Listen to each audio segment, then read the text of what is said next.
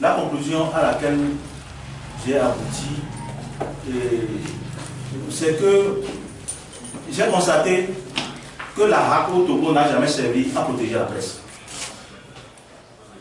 Moi, c'est ce que j'ai remarqué, parce que l'expérience que nous avons eue relativement à la fermeture de Isolaire, à la fermeture de Légende,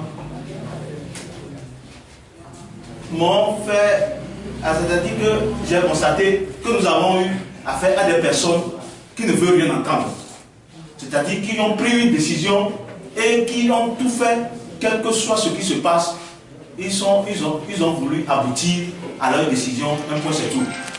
Sinon, comprenez pourquoi, lorsque au moment où on fermait Radio Isolaire, il y a eu des démarches de conciliation envers les autorités de la HAC et de la RTP qui n'ont jamais abouti à rien de concret.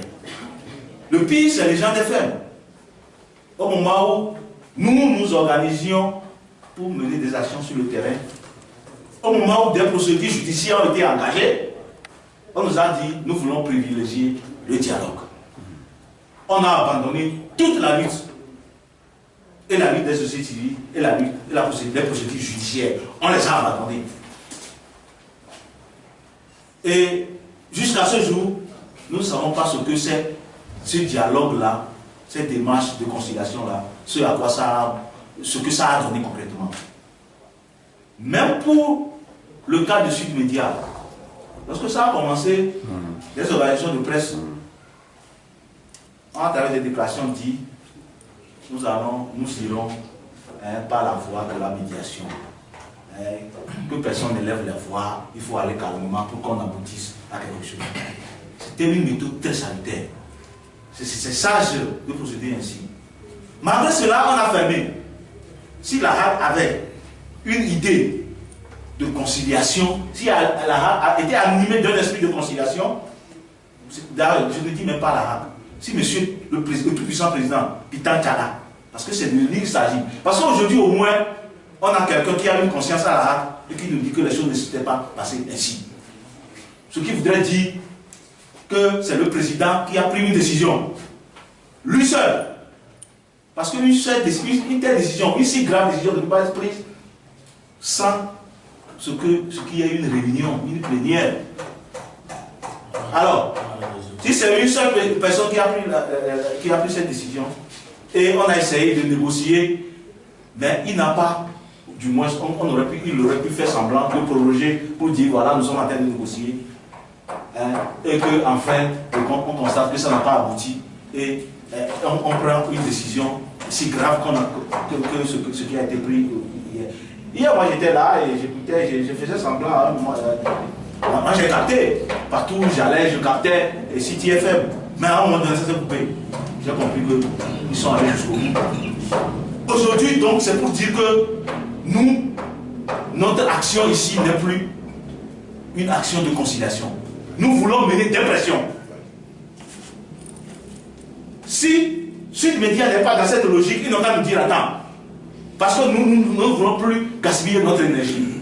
Nous voulons mener des actions, nous voulons faire des pressions. Ceux qui sont dans cette logique-là, venez, nous allons mener nos actions.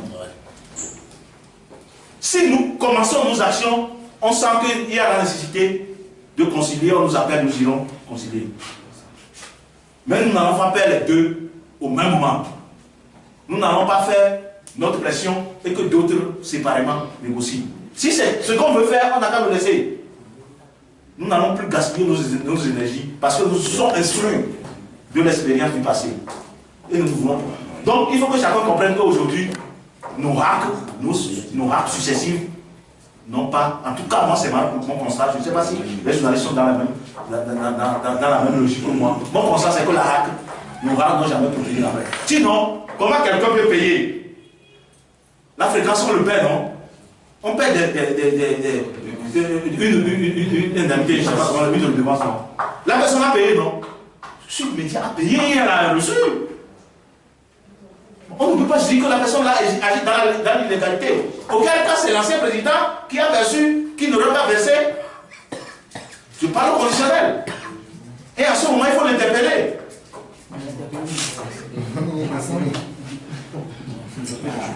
Alors, si on nous dit qu'on n'a pas de dossier, on aurait trouvé argument. On nous aurait servi d'autres arguments comme on en a fait pour les gens, comme on en a fait pour Isolaire, que le dossier est complet. Et bon, ou bien on a tenté d'inciter la population à la violence. Là, on sait que bon, on n'a pas les moyens de prouver quoi que ce soit. Aujourd'hui, il y a des documents qui sont là et qui prouvent les choses. Quand vous prenez l'argent, vous dites qu'on n'a pas de dossier. Vous avez pris l'argent, vous faites quoi? La personne est allée verser l'argent. Au fait, ouvrir une radio ou une télévision, ce n'est pas ouvrir un restaurant au bord de la route. On ouvre le restaurant et du jour au lendemain, OTR vient pour dire que vous n'avez pas de dossier. Là, on comprend. Donc, vous comprenez avec nous que les raisons se trouvent ailleurs. Moi j'ai été surpris dans ce pays. La toute première fois que j'ai suivi RCF passer de A à Z la campagne, le dernier jour de la campagne de Fort et son Ivan Yassegbe en 2010. De A à Z, j'ai surpris. C'est RCF seul qui a présenté. Le jour-là, j'ai condamné. J'ai condamné parce que je n'étais pas conforme. La HAC était là, la même statut. Parce que ça l'arrangeait. Aujourd'hui, ce n'est pas parce que le SFA a fait des actes que j'ai condamné que lorsqu'il y a musulman de la presse, lorsqu'il y a un problème au niveau de la violation des droits de la presse, lorsque la liberté d'expression est en danger, que je dois m'adresser. C'est de ça qu'il s'agit. Nous sommes en train de défendre des règles fondamentales des droits de l'homme. Donc il va falloir que nous avons testé la bonne foi de ces gens-là. Aujourd'hui, on constate qu'ils ne sont pas de bonne foi. Je crois qu'il faut aller, il faut faire plus de pression. Lorsque nous allons commencer les actions, en tant que consommateur, nous mènerons également des actions judiciaires. Et je crois que nous avons besoin de votre soutien, nous tous, parce que nous sommes tous concernés par les choses.